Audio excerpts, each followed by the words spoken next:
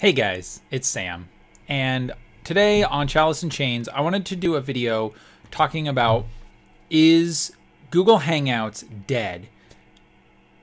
Why I won't be using it for my online gaming anymore, and some of the alternatives that you can use instead of Google Hangouts.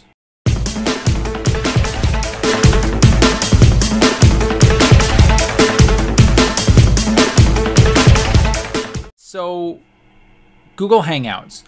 As you guys know, as of I think it was April 25th of 2017, Google Hangouts dropped API support.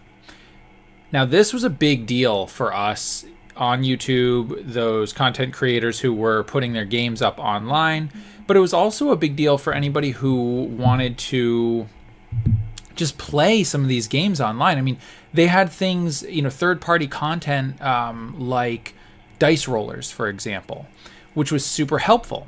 Very, very useful things, especially for people like me who played systems like Edge of the Empire. Okay, because what it allowed you to do, that has a proprietary dice system that a dice roller is really useful for. But it also did things like allowed you to put up overlays or lower thirds, which could be very, very useful when you're running a game, not only from a visual perspective, right, for the audience, but also for the game master and the other players, that can help with the immersion, that can help with sharing of information, a lot of stuff like that, right?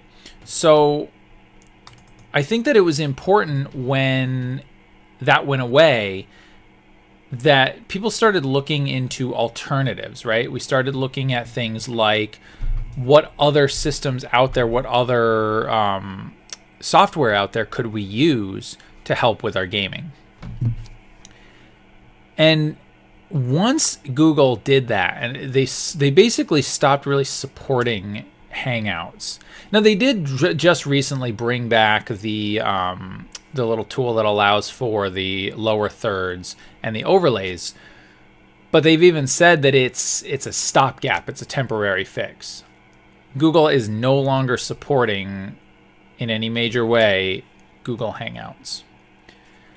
So, what are we going to do? So there's a lot of alternatives, right? I mean, as of right now, if all you care about is getting your game up on YouTube and getting an easy app for everybody to join in on a game, you can still use Hangouts. But here's some problems that have been experienced with Hangouts. Not even lately. This has been going on for a while. One of the things that I've noticed, and I have this in almost every one of my games, is that one or another of the people, whether it's me or one of the people that I invite into the Hangout, has trouble initially with either their audio, their video, or getting the overlays or the lower thirds up. And it runs the gamut, right? I mean, it can be any number of reasons. And it's not always the same person, and it's not always consistent. But this happens a lot in my games, I've noticed. The other big thing that can happen is if you put your games on YouTube, or even if you're not running games, but you're doing other kind of content and you use Hangouts on air, sometimes the video doesn't render properly, right? Either something happens and it takes a day or 2 days to fully render your content. Now, I don't know how the analytics work in YouTube on that case, but if you have a monetized video, any video, but especially monetized videos, they track what happens in the first 48 hours. So if your video is public and it's up there and it's not fully rendered, if the analytics start right away, you might lose subscribers, you might get, negative reviews, you might get, people coming in, seeing that it's not the full thing, dropping out, and you have bad view times because of that, right? All because Google Hangout or Google On Air, or whatever they call it, Hangouts on Air, can't render it fast enough. Or like happened to me, I had a video where it rendered all the video and the audio, but they weren't in sync. And I wasn't using a capture software or card or anything like that. It just didn't capture everything and render it properly. So that video is basically unwatchable now. And that's a huge shame because I thought that that was a good game. So I've been looking into alternatives, and I know other people in the community have too. So the first one that I would suggest for an alternative is Skype. And the reason I mention Skype is because Skype has gotten a lot better as of late, from my understanding.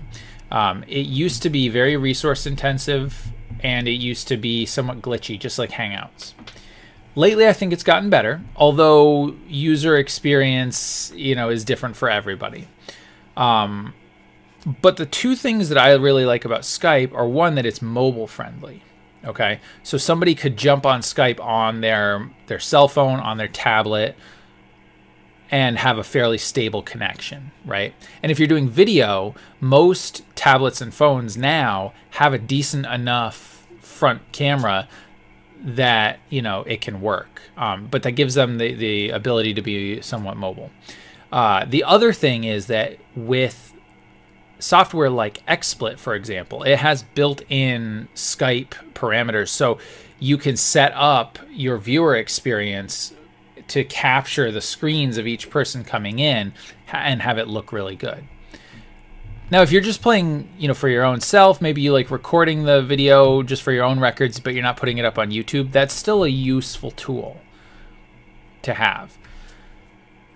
So Skype is probably the first one that might come to mind because it's a solid video platform, video chat platform, but not everyone likes it. It is more labor intensive, resource intensive, I should say, than some of the others. The second one is Discord. And this is the one that I like the most. Now, Discord is a software also very mobile friendly. It's basically a chat room, chat function, chat application. And it does both text chat and voice chat. So Discord is great because Discord gives you the ability to have a lot of functionality in your gaming, including the ability to use bots to roll dice. And that's huge because, again, for me, I like to run Star Wars Edge of the Empire, the Fantasy Flight game Star Wars RPG, and that has a unique dice system. So having a dice roller is very valuable to me. And it also has a great capability to do text-based gaming, right? So if if you don't have a solid internet connection, you can't do streaming, maybe you have somebody who is on spotty Wi-Fi or has DSL connection or whatever, they can get on with just their voice and you can play. It's got the built-in bot that you can use, text-wise, and of course, any, if you're using any video capture software like XSplit or OBS, you can, show those rolls. So you can use that as a dice roller and as a way to chat and communicate. It's also a great way to set up. You can set up different rooms within your server. So if you wanted to do sort of text-based games, or you wanted to continue the game, the adventure between sessions without, recording it, without, voice, whatever, you can go in and you can have that textual record of it. That's really good. And there's some really good integration with XSplit as well. I think maybe OBS too, but worst comes to worst, you can do a screen capture if you're trying to share it. So we have Skype, we have Discord, okay? The third one that I want to talk about is Roll20. Roll20, obviously, for anybody who's familiar with virtual tabletops, is just that. It's an online virtual tabletop. But it has built in the chat and video, the video chat and the audio capability. So you can do all of your gaming through Roll20. Now, again, mileage may vary, right? Some people have had good luck with it. Some people have not. I personally have never had a problem with Roll20, except that I have had people who I was gaming with that couldn't get one or more of the features to work. Roll20 is great, but it's it does take up some system resources, and it's only mobile friendly if somebody in the game has a paid subscription. So that's not ideal, right? Because it's nice to be able to use it on mobile. I honestly don't, because I have an old tablet. It's not set up for phone support, so it's not great there, but that's okay. And then, so Roll20, has the virtual tabletop. It has the dice roller. It's got a lot of functionality. It's very robust. It has the ability to show your face, through video, and you can do audio as well. But you can also use other things, like you could use Discord, but still use Roll20 for your rolling, for handouts, for character sheets, whatever. This is going to be helpful for me if I start running Fate again, because one of the big things that I have a hard time with when it comes to running Fate online is that I like to put aspects up on the screen. Now, if I were doing it live, I would put them on an index card, put that down on the table, with maybe like a little circle that you could check off, or even, you could put like little tokens or something on there to show how many invokes there are available. Back when Hangouts had API support, they had a Fate roller, which could do a lot of this stuff, as well as some of the other programs you could put stuff up on the screen. Can't do that anymore. So Roll20 is a great way to do it. That also has, stores all your games. You can find other players. It's very robust, but again, it's more resource intensive in that regard. Some people who don't have good internet connections, or who really kind of game on mobile, that may not be an option for you. And then the last one that I want to talk about is new. It's not even really out yet, but it's D&D Beyond. And for any of you guys that have been following along with that announcement, this is basically Wizards of the Coast's attempt to get sort of, a character builder and, a bunch of, a bunch of information out there, as well as one of the phases is going to be Twitch integration.